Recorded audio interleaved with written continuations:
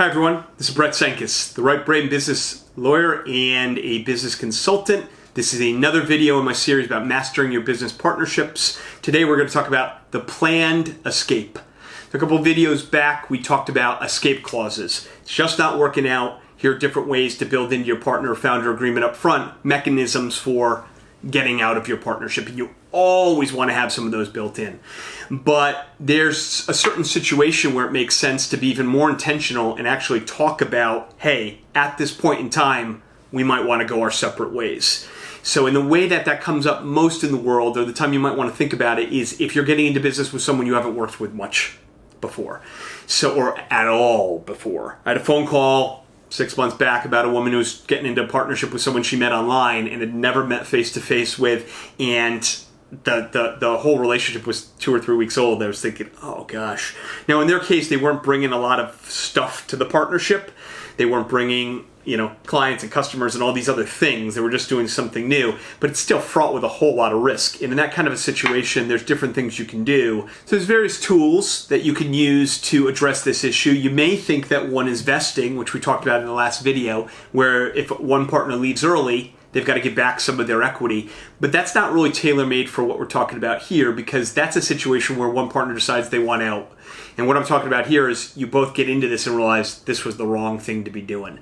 So your escape clauses that we talked about a couple of videos back, buy-sell agreements and unilateral call and option, call and put rights and things like that are good. You want to bake those in. But again, a situation where you're both honest that we're just getting into this and we don't know how this is going to work, particularly if you each have other things going on in the world. A great thing is to just set it up to say, let's just walk before we run. Let's just try this thing out and see how it works. So you can do that.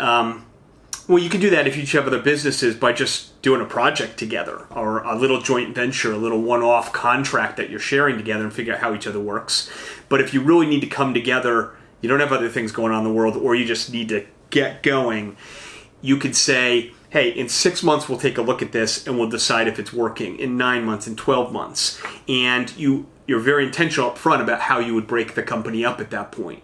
So I did one recently where it was a 1-year period. Both my client and the other counterparty they had businesses in the world, but they wanted to kind of put those aside and come together and run one thing together. But they both knew, like, hey, we really like working with each other. They had worked with each other for a bit, but we're just not sure. We each are very autonomous. We've been used to running our own thing. Is this going to work out or not?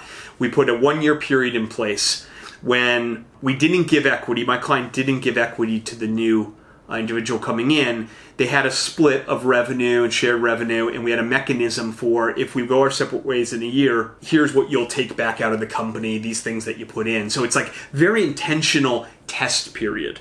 And it's really good for communicating about what's going on and managing expectations and having each party along the way talk about whether or not it's working well, rather than just, well, we're in this forever until one day someone says, I want out. We even, in that contract, we defined the first year as the dance. And at that point in the 12th month, it said, if it's going well together, here's our expectation about what's going to happen at that point. My client's going to issue, my client said they'll issue equity to the other party and kind of make this thing really more formal, and we define that as the marriage. So it was just, again, to be very clear that let's try this thing out together. And that works well, and it's just another way to be communicating. In the end, chopping things up in a year looks a lot like the chop up or the escape clause route that we talked about a couple of videos back. But the difference here is that you're being upfront, very intentional that, I don't know if it's going to work or not. It's just a more honest, open conversation about things. It's a set look period, right? And then it's a very defined, easy mechanism at that point in time to break things up. And you don't want to set it too far out. The longer you go, the more you really ought to formalize this thing at some point, right? So, but 3 months, 6 months, 9 months, companies do it with employees. It's kind of the same thing, right? You're going to have this sort of probationary period. We'll have a probationary period together. So I call that walk before you run, or I call that the planned escape.